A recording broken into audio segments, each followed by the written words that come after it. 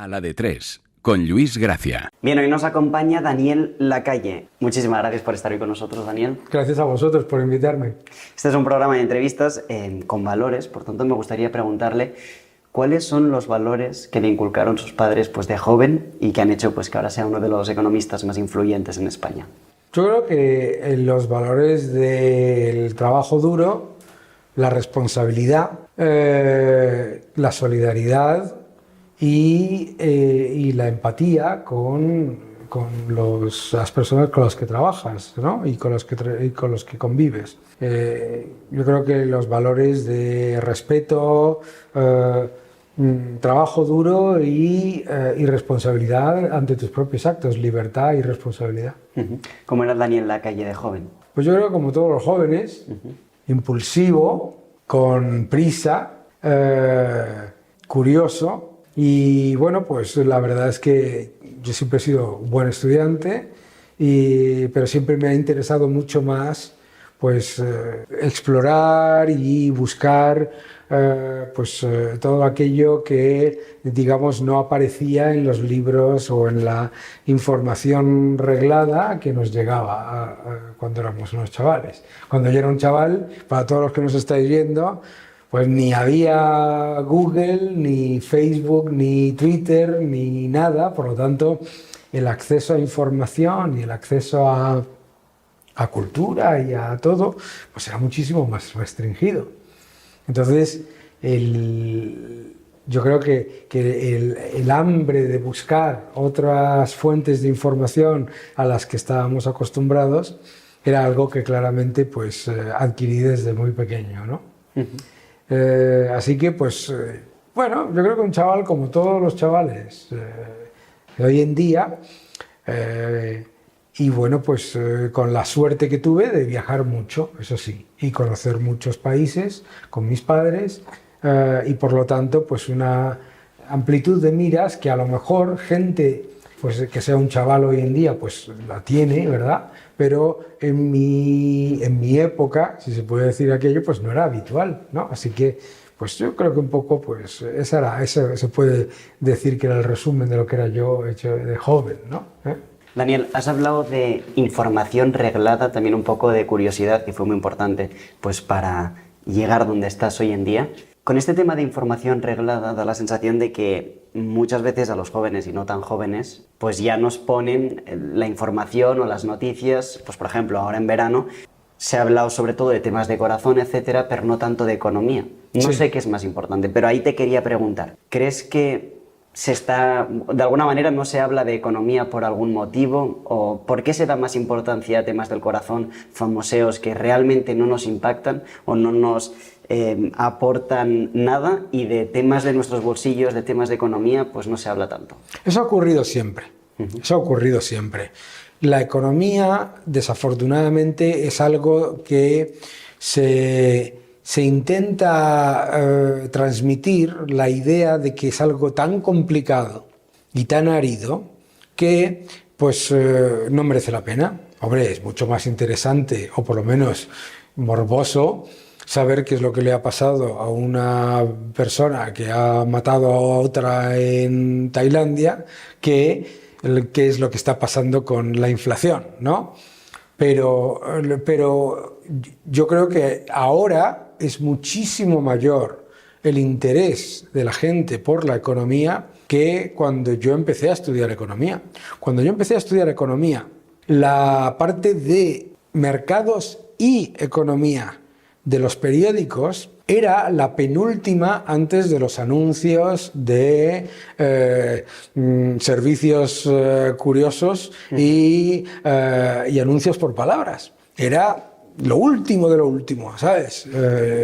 Las páginas de economía en un periódico pues eran a lo mejor 2 páginas y las de deportes eran muchísimas, ¿no?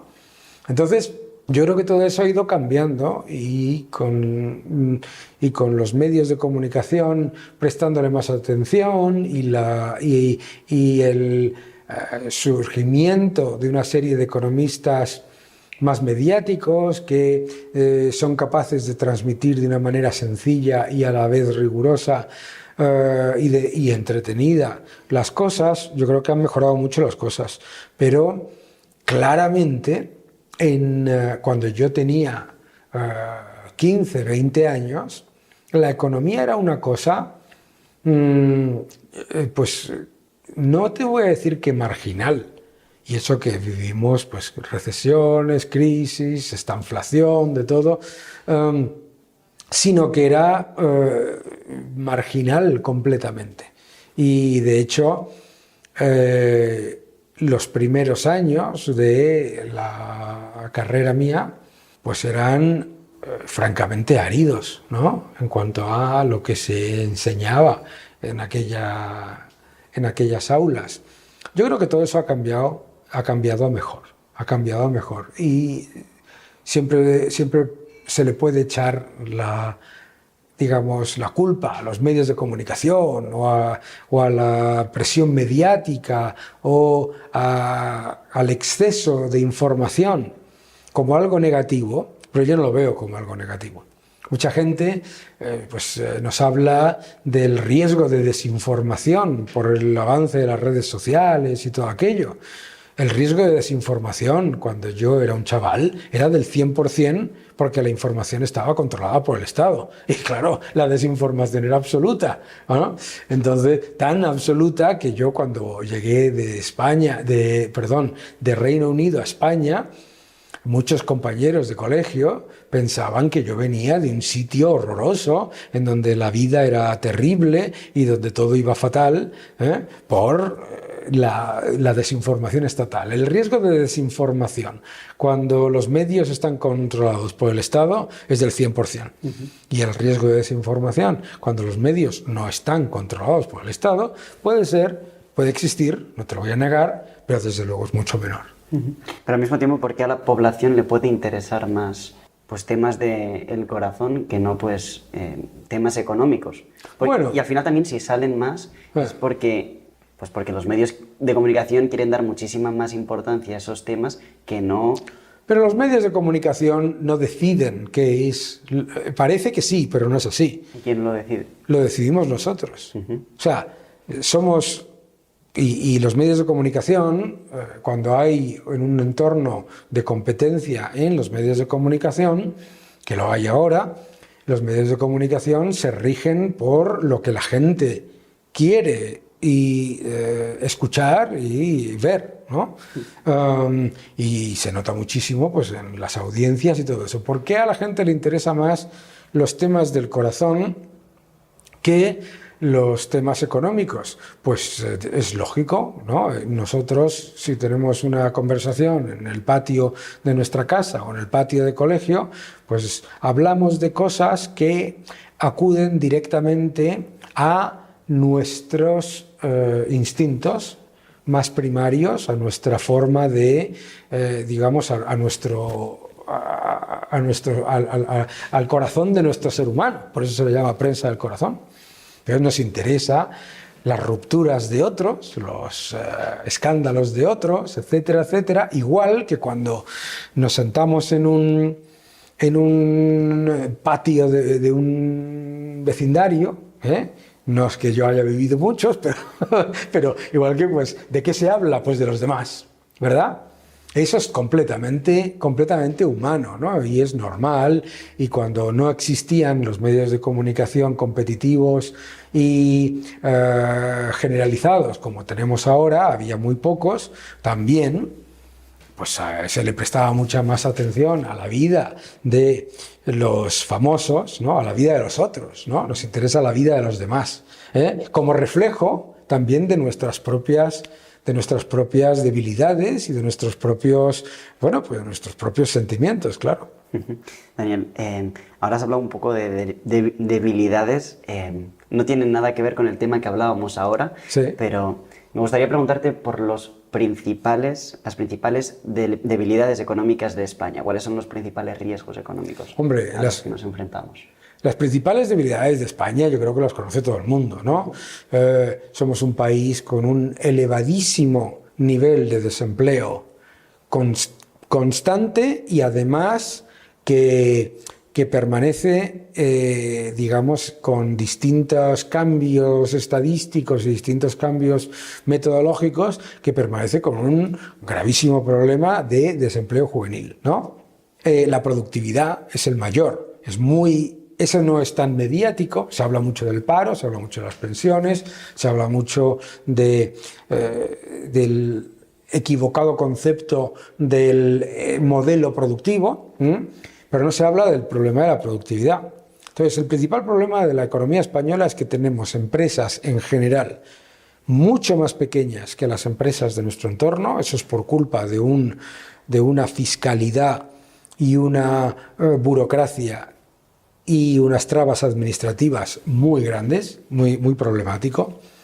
Tenemos con ello un problema de productividad, un problema de que y por lo tanto cuando entramos en una crisis caemos más y cuando salimos de las crisis salimos peor.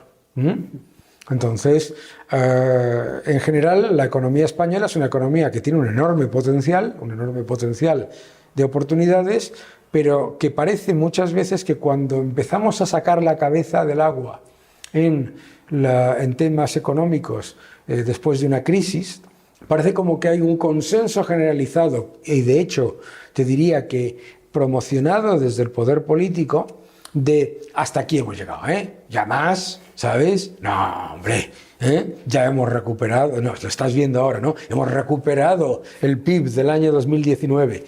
Hay economías por todo el mundo que lo han recuperado hace muchísimo tiempo, ¿no? Hay como una especie de conformidad con que es con esa frase que se repite mucho en España de es que siempre ha sido así, esto es así de toda la vida, ¿no? Siempre ha habido mucho paro, siempre ha habido empresas muy pequeñas, siempre hasta que cambia, ¿no? ¿Verdad? Pero pues entonces yo diría que la productividad, el tamaño empresarial y por supuesto las consecuencias, es decir, segundas derivadas de esos dos factores, que son el elevadísimo desempleo y el problema de las cuentas públicas. España es un país que no ha tenido un presupuesto equilibrado desde hace casi una década. Entonces tenemos problema de endeudamiento público. Todo eso hace que la economía española pues sea mucho más débil, uno, de lo que podría ser y dos, de lo que debería ser. ¿Vamos a vivir peor que nuestros padres? Nunca. Esa idea, o sea, a largo plazo, decir que los jóvenes o los que están naciendo van a vivir peor que sus padres parte de tres errores, ¿no? El primero, muy típico de la gente mayor, los que ya somos mayores, ¿no?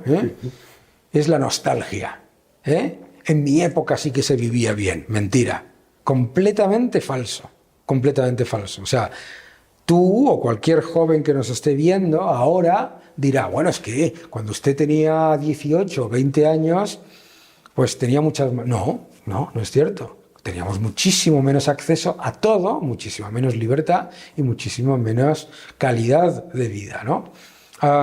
El segundo es el presentismo, que es exagerar lo que está pasando ahora, ¿no? Eso es muy típico, que es mirar a qué es lo que está pasando ahora y dices, oh, Dios mío, esto es lo más importante que ha pasado nunca, ¿no? El otro día escuché al presidente del gobierno decir que habíamos pasado con la pandemia la peor crisis de la historia. ¿Qué clase de broma es esta? Y qué insulto, sobre todo, para los que han pasado la Guerra Civil, la Segunda Guerra Mundial, etcétera, etcétera, etcétera, etcétera, ¿no? Y luego está el de la distopia, también muy introducido por la forma en la que analizamos las cosas. La distopia es pensar que vamos a morir todos.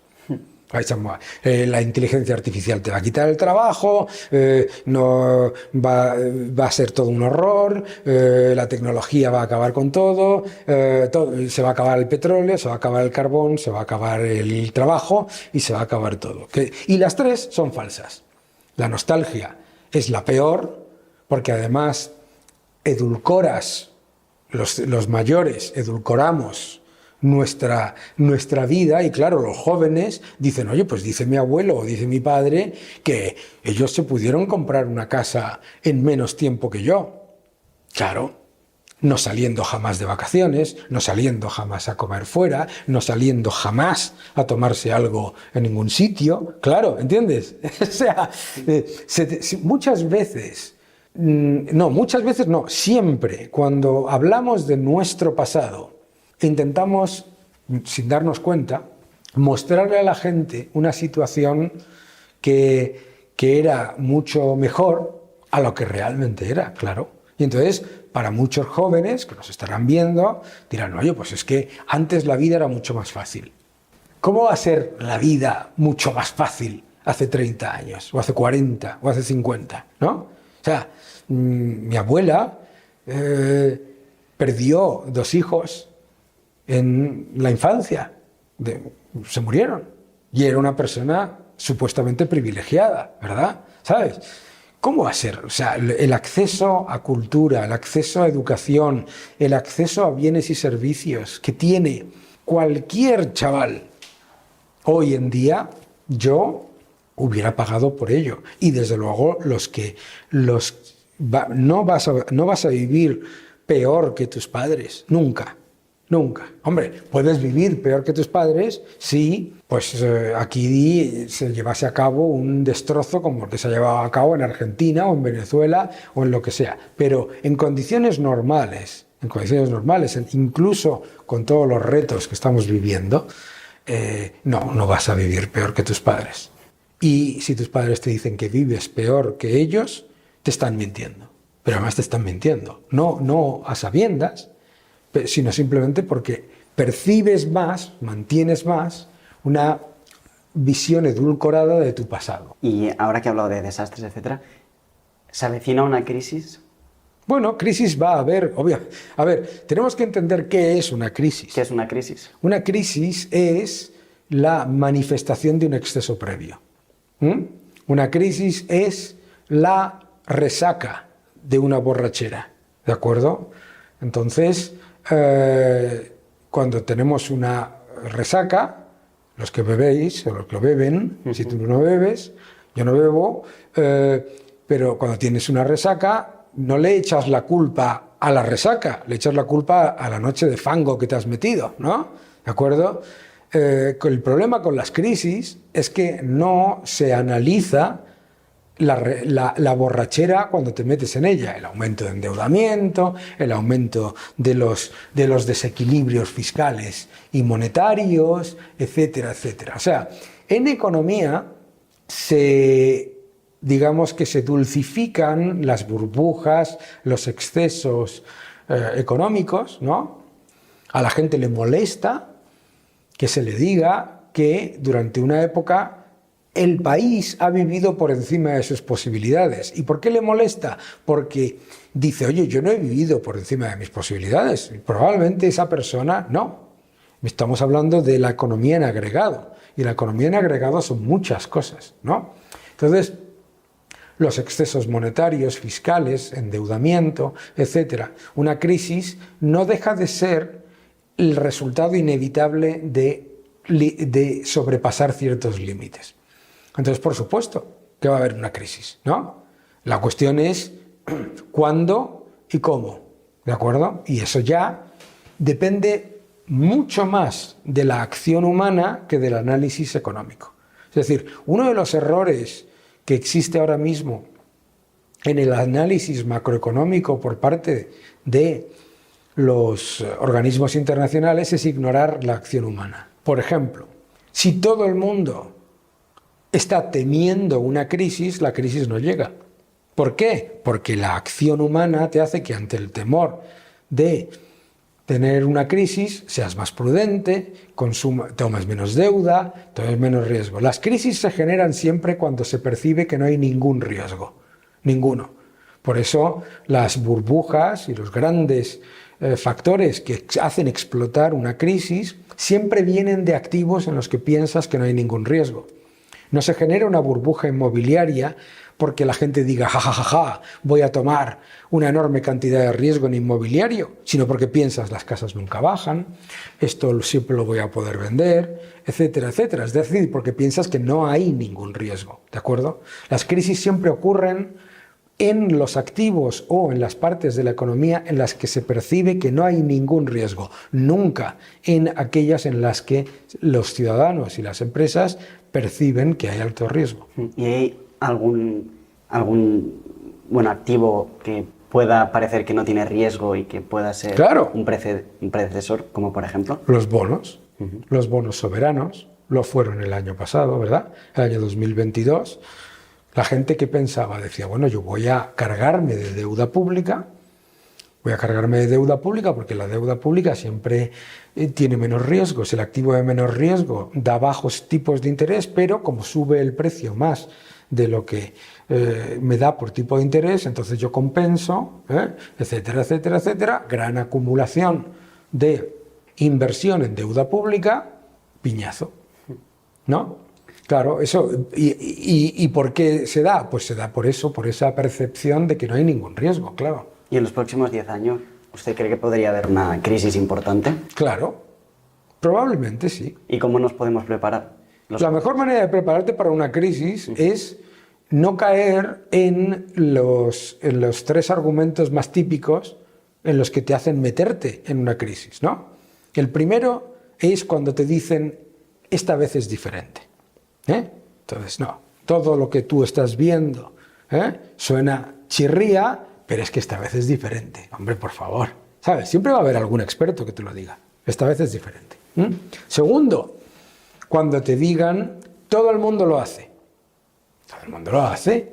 Hombre, no te vas a quedar fuera, ¿de acuerdo? ¿No? Hombre, no te puedes permitir una casa, pero todo el mundo se está comprando una casa. Tendrás que comprarte una casa, ¿no? No, todo el mundo está... bueno, tampoco es todo el mundo, encima, ¿sabes? Y el tercer factor es la idea de un poco más. La idea de que puedes un poco más, ¿no? Esto ahora, cuando la gente sale a tomarse unas copas, dice, yo aguanto. Una más y a casa. Bien, esa una más es la que te lleva a meterte en una crisis. Entonces, hay una enorme cantidad de personas que han pasado las crisis, sin ningún tipo de impacto. Y otras que sí. La mejor manera de no participar de las crisis es no caer en el error de esta vez es diferente, una más y me voy a casa, y todo el mundo lo está haciendo. Si todo el mundo lo está haciendo, lo hago yo también, y me subo. Y normalmente, además, esos argumentos para el ciudadano medio no le llegan cuando la burbuja se está formando, sino al final. La mayoría de los ciudadanos tienden a subirse a las burbujas al final de la burbuja. Y por eso son los que más lo sufren. Entonces, la mejor manera de prepararse para una crisis es lo que dicen los británicos, ¿no? Si quieres lo mejor, prepárate para lo peor. Prepárate para lo peor. Muchas veces escucharás los medios de comunicación, etcétera, a la gente decir que hay algunos economistas o algunos expertos que son agoreros, ¿no? ¡Ah, qué agorero! No hace nada más que decir que las cosas no van bien, etcétera, etcétera, con lo bien que va todo, ¿no? Primero, es falso lo bien que va todo. 2, es mejor tener una visión ligeramente pesimista y desde luego cauta sobre la situación económica en general, y eso te lleva a tomar decisiones muchísimo más realistas con respecto al futuro. Ahora que hablábamos de decisiones, Daniel, ¿de qué manera, por ejemplo, el salario medio de la gente joven, no sé si quizás son 1.500 euros o una cosa así, ¿qué le aconsejarías a un joven de 18, 20, 22, 25 años que cobra un salario medio para invertirlo o para decidir de la mejor manera cómo usar ese dinero? Bueno, lo primero que le diría es lo que es la respuesta a lo que me diría a mí primero. Con un salario de 1.500 euros no se puede invertir. Falso. Y recordemos lo de nuestros padres y nuestros abuelos. Claro, nuestros padres y nuestros abuelos se compraban una casa o generaban un pequeño patrimonio porque no se iban de fiesta jueves, viernes, sábado, domingo, lunes, martes y miércoles, ¿no? Y, o sea, que el ocio está muy bien, pero que todo el mundo, incluidos salarios relativamente bajos, pueden dedicar un 10, un 20% de ese salario a invertirlo. Y España es en particular un sitio maravilloso, porque España es uno de los pocos sitios del mundo en el que tú puedes invertir sin mínimos. O sea, no tienes por qué. Entonces, ¿y por qué hay que invertir? Porque la represión financiera y la represión monetaria siempre van a ir en contra de tu patrimonio. Siempre. ¿Qué quiere decir esto? Que si tú lo que piensas es, bueno, yo ahora lo que tengo que hacer es divertirme y ya ahorraré después, en términos de valor presente neto, es una brutalidad de tal calibre pensar eso, que es no entender que vía inflación y vía represión fiscal te van a crujir. Te van a crujir. Y claro, si no entiendes cómo funciona el mundo, si no entiendes que tus 1.500 euros de ahora tienen un valor presente mayor que tus 3.000 de dentro de 5 o 10 años, pues tenemos un problema. ¿Sabes? Es decir, que sí, que hay que invertir y que en lo que quieras, depende de tu perfil de riesgo. Claro. ¿Y qué aconsejarías a gente que no tiene ni idea? Aprender. ¿Y cómo se aprende? A tortas. La gente se cree que esto de invertir es, voy a encontrar Amazon y va a subir un 2000%, ¿verdad? Y dices, bueno, primero, no es esto. O sea, ¿cómo se aprende a conducir? Pues con un par de abollones. ¿Cómo se aprende a hacer deporte, a boxear, a jugar al fútbol, a todo? A golpes. Hay que invertir y hay que equivocarse. Lo más importante para cualquiera de los que nos estáis viendo es que os tenéis que equivocar. Sí que hay una cosa diferente ahora con respecto que es en esa inmediatez del mundo en el que vivimos, que es la idea de que los jóvenes tienen que saber exactamente lo que van a hacer, cómo lo van a hacer, cuándo lo van a hacer, para toda su vida, ya, hoy, y que además lo tienen que hacer bien desde el primer momento. Y claro, es la receta del desastre. Es la receta del desastre. Nosotros, cuando éramos jóvenes, cuando yo era joven, también lo pensábamos, pero no teníamos la presión de la inmediatez de encender YouTube y pensar que vas a poder ser influencer. O pensar, o sea, había cantantes, pero yo no pensaba, es que yo haciendo nada voy a ser el cantante A o el cantante B, ¿sabes? Lo veas como lo veas, todo el proceso de éxito de cualquier persona está conformado de un montón de fracasos de los que tienes que aprender. Entonces, la gran frustración que se le genera a la gente joven hoy en día es la de pensar que tiene que tener absolutamente claro qué es lo que va a hacer, cómo lo va a hacer, cuándo lo va a hacer y que lo va a hacer bien. Y claro, es normal que te frustres, ¿no? Que es normal que una persona que se pasa todo el día haciéndose fotos por la calle, tal, se frustre cuando ve que no monetiza su contenido. ¿Por qué? Porque piensa que el esfuerzo y los errores y los fracasos de su modelo de negocio no existen, ¿no? En España, tú ves una entrevista con un cantante famoso, con un deportista famoso, con lo que quieras, Ninguno habla de sus fracasos. Aquí parece que el éxito le aparece a la gente, no sé, caído del cielo, como si fuera un ovni. Y es falso, ¿sabes? Entonces, los jóvenes lo que tienen que hacer es simplemente darse cuenta de que la vida es jodida. Perdón por la vida es la vida, y que son los errores, los fracasos, los que cimentan nuestra capacidad de aprender y mejorar. La única manera en la que mejoras es equivocándote. ¿Y cuáles son los fracasos más destacables que te han llevado a ser uno de los economistas más importantes? Sí, he tenido muchísimos, pero no son, o sea, pues muchos. Yo he tenido, pues he aprendido a golpes en inversión, he tenido dificultades muy grandes en inversión, he tenido muchos tropiezos en economía y en todo, y en el proceso también de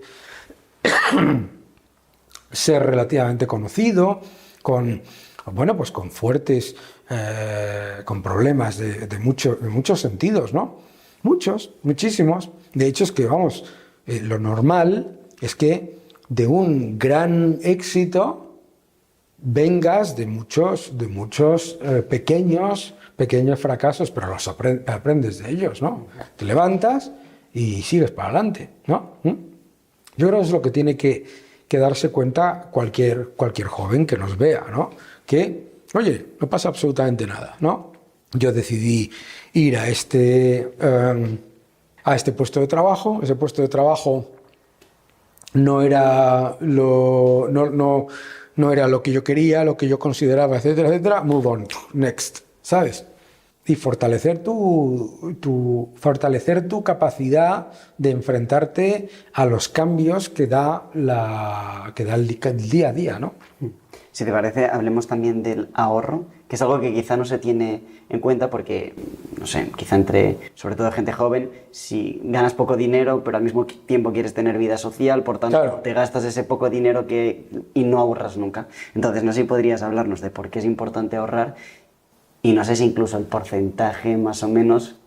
Depende de cada persona. Lo que hay que hacer es ahorrar.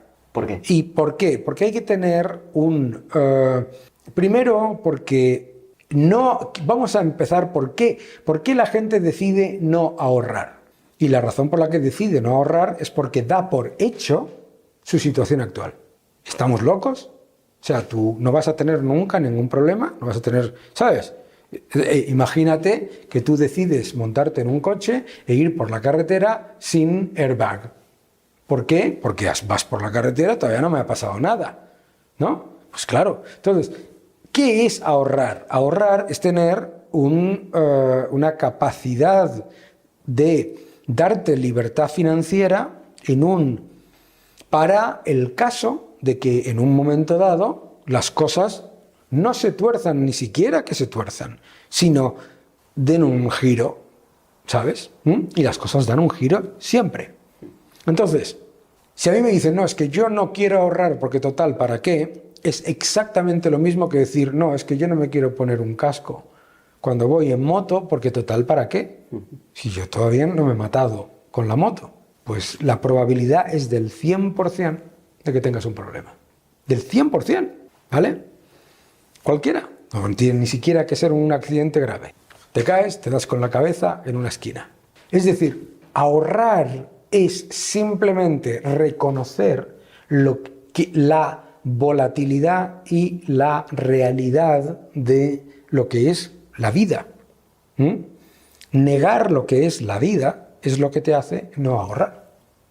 Porque, fíjate qué curioso, mucha gente joven me dice, no, es que todo va fatal, yo voy a vivir, como me decías tú antes, peor que mis padres, me va a ir muchísimo peor, la inteligencia artificial me va a quitar el trabajo, pero yo no ahorro.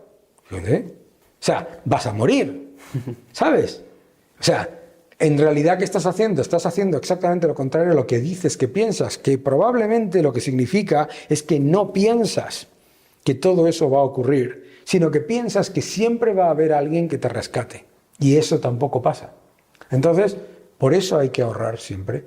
Hay que ahorrar porque es la realidad de la vida y porque toda persona que no tiene libertad económica no tiene ninguna libertad. Una persona que digas, oye, pues yo no ahorro nada, pero yo voy a vivir la vida a tope. Muy bien. Resulta que A, no vives la vida a tope, y B, eres un esclavo. Por eso el objetivo fundamental del estatismo es decirte que no ahorres, que tengas libertad en todo excepto en lo económico, ¿vale? ¿Por qué? Porque luego no tienes libertad en nada. Ese es el objetivo. El objetivo es hacerte un cliente rehén. Si no entiendes como ciudadano que desde el día en el que tienes conciencia cívica, hasta el día en que te mueres, hay una fuerza que está constantemente erosionando tu libertad económica y no luchas contra esa fuerza te gana, ¿sabes? Uh-huh. Y claro, pues toda esa gente que me dice, bueno, pues ya me darán una subvención, o ya me solucionarán la vida mis padres, o mis tíos, o mis amigos, o nadie, ¿sabes? Pues toda esa gente se convierte en un cliente rehén. Y los clientes rehenes del Estado tienen un factor muy importante y muy interesante para el Estado, que es ¿cuál? Que no se pueden quejar, que te tienes que conformar con lo que te den, si es que te dan, que luego no te lo dan, ¿de acuerdo? Entonces, para el Estado es maravilloso que la gente diga, yo no voy a ahorrar, yo voy a vivir la vida, yo lo que necesito es experiencia, porque te están viendo dentro de 10 años. Están diciendo, tú, dentro de 10 años, eres mío. Ahora, haz lo que te dé la gana. Me da exactamente igual, por otro lado, porque no votas. Eso. Pero de ahora a 10 años vas a ser un esclavo mío. Por eso siempre se quiere atacar por parte de las estructuras estatistas, siempre se quiere atacar la libertad individual, la libertad económica, la capacidad de ahorro, y se ataca el ahorro, etc. Entonces, si tú no entiendes que eso es lo que viene, pues nada, estás muerto. Estás muerto civilmente, de hecho. ¿Y qué porcentaje deberíamos ahorrar? El que puedas. El que puedas es mucho más del que crees. Uh-huh. Pero claro, dices, no, es que yo gano 1.500 euros al mes o 1.500 euros al mes, entonces salgo el jueves, el viernes, el sábado y el domingo, eso me supone otros 500 euros de gasto, entre que salgo a cenar, me tomo unas copas, tal cual, no sé cuántos, no me da tiempo a ahorrar. Hombre, menuda vida te estás pegando, uh-huh. ¿Sabes? Claro, que me parece que cada uno que haga lo que quiera, pero que sepas lo que viene detrás. A mí lo que no me vale, la gente debería leer Pinocho más de lo que cree, que lo han leído, que no lo ha leído nadie, pero o por lo menos ver la película. La idea de que el ocio es la prioridad no tiene ningún sentido. El ocio es un complemento, primero, que no tiene por qué ser pecuniario, ¿vale? Es monetario. Segundo, que el ocio no puede ser la prioridad. Pero entre otras cosas, porque si el ocio es tu prioridad, eres una persona vacía que en unos años pues desapareces civilmente. Claro. Así que la gente lo que tiene que darse cuenta simplemente es que las prioridades las tenemos que tener mucho más claras en cuanto al número de años que vamos a vivir, ¿no? O sea, ¿tú tienes cuántos años? 21. 21. Es decir, la probabilidad de que tú vivas 100 años es altísima, ¿vale? Bien. Ahora, haz el cálculo. Si tienes una carrera profesional sin ningún tipo de altibajo, vas a trabajar aproximadamente 40 años, ¿vale? Y vas a vivir 100. Es decir, el 60% de tu vida no vas a generar ningún tipo de ingreso. En ese periodo, la inflación se come tus ahorros, si lo tienes en depósitos. Uh-huh. La inflación se come tu salario.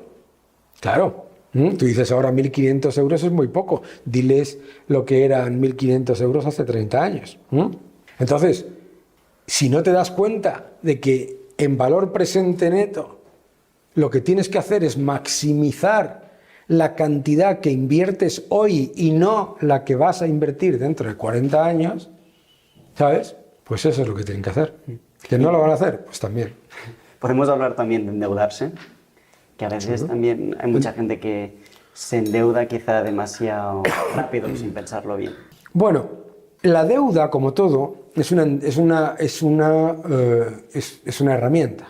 Y la deuda es una herramienta esencial para el progreso. La deuda nos permite tomar un préstamo, devolverlo, invertir en una casa, invertir en lo que sea, fenomenal. Ahora, como todo en esta vida, yo puedo tener este vaso, es una herramienta para beber agua, también es una herramienta si te lo tira a la cabeza. La cuestión es no utilizarlo, obviamente, no lo voy a hacer, para tirártelo a la cabeza. ¿De acuerdo? Entonces, el objetivo fundamental de la deuda es poder generar un poco de tiempo adicional que nos permita hacer el valor presente neto de esa inversión que estamos haciendo antes, ¿vale? Lo que hay que hacer, por lo tanto, es no caer en los cantos de sirena de la deuda como soluciona todo, ¿de acuerdo?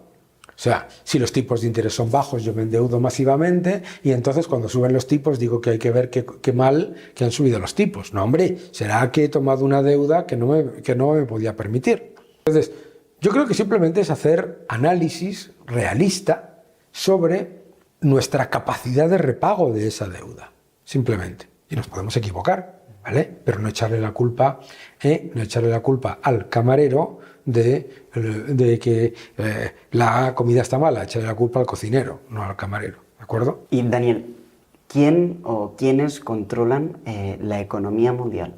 Nadie. No existe el concepto de que la economía mundial está controlado por 4, por 10, por 20 o por 0. Bueno, por 0 sí. Nadie controla la economía mundial. Nadie. Todas esas ideas de que el Club Bilderberg y no sé qué, y bla, bla, y que todo tipo de teorías de la conspiración están predicadas en la idea mágica que nos da a nosotros la justificación de nuestros errores. Claro, te dicen, esto está controlado por 4 señores malvados que quieren hacer no sé qué con el mundo y por lo tanto mi error a la hora de endeudarme, mi error a la hora de no ahorrar, mi error a la hora de no tener libertad financiera, mi error a la hora de haber hecho toda una serie de cosas equivocadas, es de otro. Es muy cómodo, ¿sabes? Es utilizar el concepto de papá he aprobado, mamá me han suspendido. ¿De acuerdo? Me han suspendido, han sido ellos. Son ellos. Unos señores o señoras, piénsalo por un momento. Imagínate que el mundo estuviese controlado por ¿cuántas? ¿Cuántas personas? 20. Sí. 20 tíos. Y tú eres uno de los 20. ¿Vale? ¿Qué haces? Lo contrario al resto de los 19. ¿No? Claro. Supongo. Porque dices, el mundo está controlado por 20, yo soy uno de los 20. Yo tengo toda la información para forrarme a costa de los 19 restantes. ¿Qué pensaría el número 18, el número 17, el número 16? ¿Entiendes? La falsedad de que un grupo de personas, por muy poderosas que sean, van a tener objetivos únicos, inquebrantables, y siempre coincidentes, es imposible. Es imposible. Dices, no, el mundo está controlado por Bill Gates, Jeff Bezos y Mark Zuckerberg. ¿Así? Los 3 compiten el uno con el otro. ¿Sabes? Entonces, obviamente, si yo tengo toda la información de cómo va el mundo, yo soy Jeff Bezos, digo, me voy a quitar a este y me quedo yo solo. Por lo tanto, es falso, es imposible. O sea, pero eso sí, te da el cuento de las teorías estas distópicas y de las teorías de la conspiración te dan la excusa. Es decir, si yo, a mí no me ha ido bien en la vida, es por culpa de que hay unos señores que en realidad son reptiles, ¿no? Ese señor Daniel Lacalle, por debajo, es un reptil, ¿vale? Que lo que quiere es succionar mi vida. Ah, es culpa de Daniel, ¿sabes? O son excusas que te hacen muy cómodo lo que sabías que era un exceso, ¿no? O sea, hay que hacer un ejercicio de responsabilidad. No, es que si nosotros nos tenemos que dar cuenta que, o sea, a nosotros constantemente el estatismo nos intenta vender la idea de que existe el libre albedrío sin responsabilidad. Esto lo ves constantemente en los mensajes del populismo, en política, ¿no? Tú tienes el libre albedrío para hacer lo que quieras sin la más mínima responsabilidad. Si te has equivocado, ya te vamos a subvencionar por aquí, si tal, cual, no sé qué, no sé cuántos. Pero lo que te está diciendo en realidad es que lo que te está convirtiendo, como te digo, es en clientes rehenes. Siendo simplemente más responsable, tienes que darte cuenta de que igual que si yo salgo a la calle y me aparece una persona y me ofrece unos papelitos y me dice que dentro hay 10.000 euros haciéndose el tonto, lo primero que tengo que pensar es que el tonto soy yo. El timo de la estampita no es un timo en el que se esté haciendo algo mágico, sino en el que se está demostrando que una persona que se supone que quiere aprovecharse de un exceso de información sobre la otra es al revés. Pues no lo hagas, ¿sabes? Cambiando de tema, Daniel, ¿crees que el dinero da la felicidad?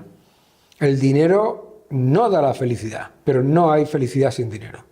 Es muy importante. Entonces la gente pobre de África, por ejemplo, no tienen dinero muchos, ¿no? Al igual que aquí también. No, es muy diferente pensar, no es la cantidad de dinero, sino es tener la libertad financiera, que no es lo mismo. O sea, la gente piensa el dinero, la acumulación de dinero. Si yo tengo muchísimo dinero, voy a ser incrementalmente feliz. Si no tengo ningún dinero, voy a ser... Si no tienes ningún dinero, eres un desgraciado. Y lo eres. Podrás tener una actitud más o menos positiva ante la vida, esperando que las cosas mejoren. Pero eso no significa ser feliz. Pero no existe... Primero, la felicidad solo existe como contraposición a la infelicidad. La felicidad como tal no existe. Solo existe el estado natural, que es el de la incertidumbre y el de las dificultades, y como contraposición a eso, tienes una cierta felicidad, que te la da el estar contento con las cosas que tienes a tu alrededor. Pero la libertad financiera es clave para eso. O sea, tú puedes decir, mucha gente dirá, yo soy muy feliz y no tengo mucho dinero.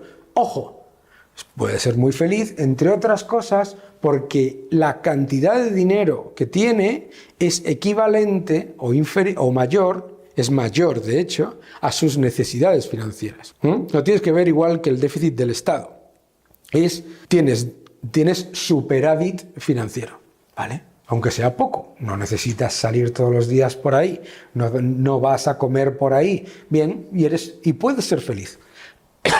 Una persona que tenga otras aspiraciones, otros intereses y todo eso, tendrá unas necesidades financieras superiores que requerirán para tener un mínimo de felicidad, también tener un superávit, ¿de acuerdo? En cuanto a ingresos.